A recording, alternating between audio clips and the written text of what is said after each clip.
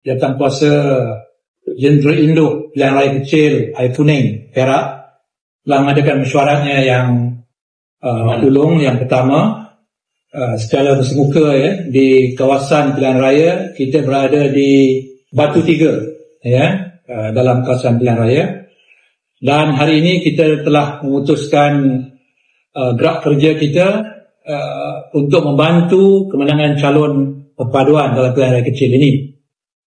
Parti Amanah diberikan peranan yang penting untuk menjaga 5 daerah mengundi di sekitar kawasan pilihan raya ini, dan kita telah menetapkan beberapa sasaran yang kita nak capai bersama-sama dengan rakan dalam Pakatan Harapan dan juga seluruh jentera Barisan Nasional.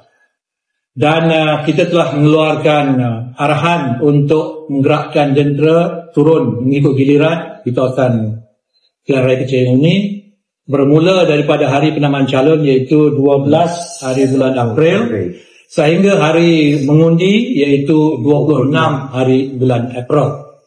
Jadi kita harapkan kerjasama yang kita berikan ini akan dapat memudahkan seluruh jentera pilihan raya perpaduan di Air Kuning ini bagi mencapai sasaran kemenangan, iaitu dapat menggabungkan seluruh undi-undi yang kita dapat dalam pilihan raya yang lalu berkumpul di bawah undi yang akan dicapai oleh calon perpaduan yang tentunya akan diwakili oleh calon daripada Barisan Nasional.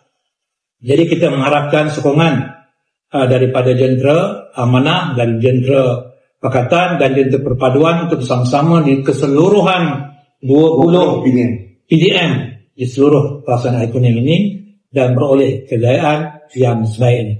Jadi saya mendahulukan dengan ucapan ribuan terima kasih kepada insyaAllah jentera yang akan mula turun daripada hari penamaan calon sehingga selesai hari mengundi akan dikepali oleh pimpinan-pimpinan amanah dan juga daripada pimpinan negeri Perak serta kawasan-kawasan yang mewakili negeri masing-masing. Selamat datang ke Air Kuning dan selamat berjaya.